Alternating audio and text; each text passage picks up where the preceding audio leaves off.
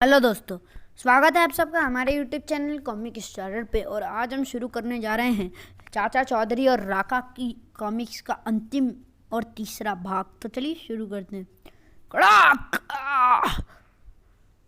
कड़ाक राका, तुमने बहुत आदमियों को मार डाला। कैप्टन, अभी शुरुआत हुई है, चलो किसी दूसरे मुल्क। कैप्टन, ये खूबसूरत शहर क्या है? राका, यह फ्रांस की राजधानी पेरिस है। कैप्टन, जहाज यहीं उतारो, मैं यहाँ की सुंदरता कुछ कम करना चाहता हूँ। और फिर पेरिस की सड़कों पर लाशों के ढेर लग गए। बचाओ, भागो। अब इस बड़े आदमी का अंत समझो। हमारे जेट रॉकेट बरसाने आ रहे हैं, तड़ तड़ तड़ तड़, और फिर बमों की वर्षा। हे भगवान, यह किस चीज का बना है? उसको तो खरोच तक नहीं आई। सारे फ्रांस में खून बहाकर राका दूसरे देश को रवाना हो गया। और फिर उसने रूस की सड़कों पर लाशें बिछा दी। बड़ा आदमी आ रहा है, वह सबको मार डालेगा। रूसी डिफेंस हेडक्वार्टर्स। एक बड़ा आदमी पता नहीं कहाँ से आया है, मैंने उसके बारे में अखबारों में पढ़ा है। यह अमेरिका की हमारे खिलाफ चाल है। रूस इस षड्यंत्र को विफल कर देगा। उस बड़े आदमी को किसी वीरान जगह पर ले जाओ और उसे मिसाइल से उड़ा दो। तुमने मुझे देखकर ट्रक रोक क्यों लिया? क्या तुम्हें मुझसे डर नहीं लगता? मैं कॉमरेड जुखोव हूँ, तुम्हारा मित्र। मेरे साथ आओ, मैं तुम्हें ऐसी जगह ले जाऊंगा जहाँ मारने के लिए तुम्हें बहुत आदमी मिलेंगे। कॉमरेड जुखेव, ट्रक और तेज चलाओ, मुझे ठंडी हवा में मजा आ रहा है। यह साइबेरिया है। मुझे जैसे अधिकारियों ने हुक्म दिया मैंने वैसा ही किया। जुखेव, तुम मुझे किसी वीरान जगह पर ले आए। यह साइबेरिया है। मुझे जैसे अधिकारियों ने हुक्म दिया मैंने वैसा ही किया। धोखा, तुम्हें इसका फल भुगतना पड़ेगा। साइबेरिया में रूसी मिसाइल्स फायर। एक साथ कई घातक मिसाइल्स छूट पड़े। सारे साइबेरिया में जैसे कई ज्वालामुखी एक साथ फट पड़े हों। कड़कड़ कड़कड़ कड़। रूसी डिफेंस हेडक्वार्टर। क्या? असंभव। जब विश्व के देश राका के जुल्मों के आगे दम तोड़ने लगे तो संयुक्त राष्ट्र संघ का आपातकालीन अधिवेशन बुलाया गया। दोस्तों, यह अधिवेशन किसी दो देशों की जंग को रोकने के लिए नहीं, बल्कि पूरी मानव जाति को एक ऐसे खतरनाक दरिंदे से बचाने के लिए बुलाया गया है जिसकी इतिहास में मिसाल नहीं। राका एक ऐसा कैंसर है जिसे हमने अभी ख़त्म नहीं किया तो वो सारी मानव जाति को ख़त्म कर देगा। मगर प्रश्न ये है कि उसे मारे कौन? हमारे सारे हथियार उसके मारने में नाकाम साबित हो चुके हैं। इस समस्या को सिर्फ एक ही आदमी हल कर सकता है, और वह है चाचा चौधरी, कंप्यूटर से भी तेज दिमाग वाला चाचा चौधरी। चाचा चौधरी। तब संयुक्त राष्ट्र संघ के सेक्रेटरी जनरल ने चाचा चौधरी से फ़ोन मिलाया। चाचा जी, निर्दोष व्यक्तियों को राका के हाथों से मारने अगर कोई बचा सकता है तो वह आप ही हैं। सेक्रेटरी साहब, मैंने अखबारों में उसके अत्याचारों के बारे में पढ़ा है। राका कहाँ मिलेगा? साइबेरिया में। चाचा चौधरी और साबू जहाज पर साइबेरिया की तरफ चल दिए। साइबेरिया। साबू, यह ठंडा प्रदेश है, तुम्हें सर्दी तो नहीं लग रही? नहीं, आपको पता है मैं जुपिटर का रहने वाला हूँ। जब राका के बारे में पहली खबर अखबारों में छपी थी तभी मैं समझ गया था कि चक्रमाचार्य का अद्भुत अर्क उसे के हाथ लग गया होगा। लेकिन एक ऐसे आदमी से लड़ना जाना जिसे हम मार नहीं सकते, मौत को दावत देना है। फिर भी चाचा जी, आपको कोई ना कोई रास्ता तो निकालना ही होगा। क्या मेरी आंखें सही देख रही है? चाचा चौधरी और साबू, मुझसे गलती हो गई। इन्हें तो मुझे सबसे पहले ही मार देना चाहिए था। चौधरी, साबू, जल्दी से तय कर लो, तुम दोनों में से पहले कौन मरेगा?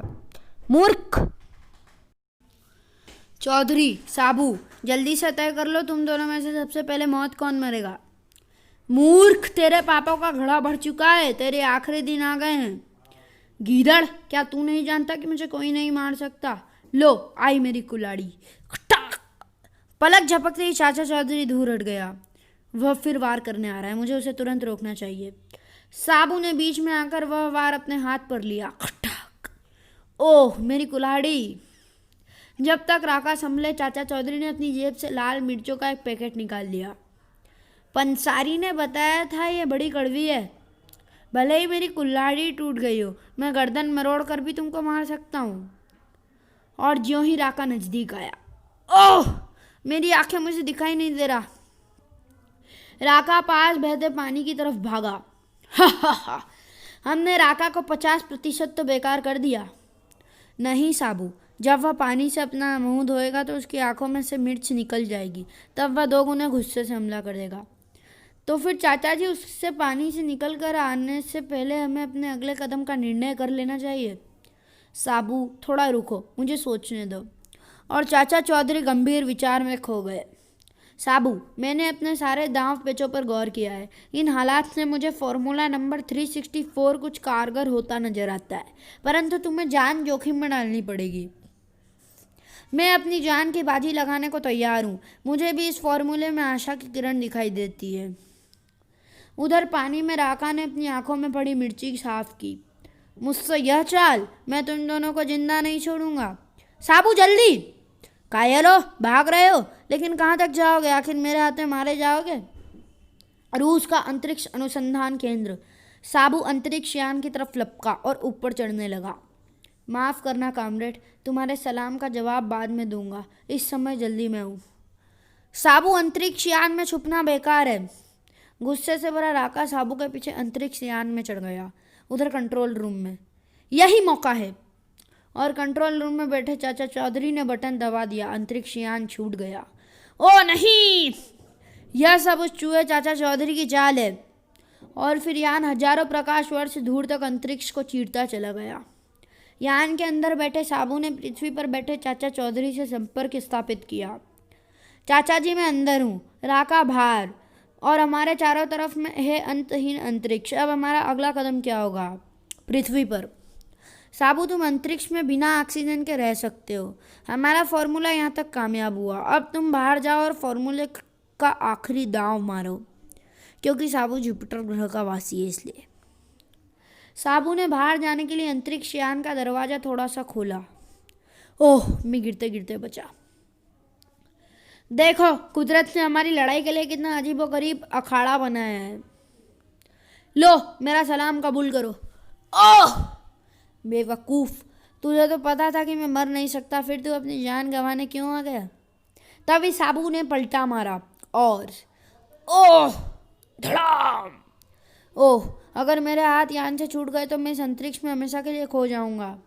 राका ने दम लगाया और फिर यान पर आ गया। उसकी आंखों से गुस्से की चिंगारियां निकल रही थी। लंबू, अभी तुमने राका को धोबी पलटा नहीं देखा। राका का धोबी पलटा नहीं देखा।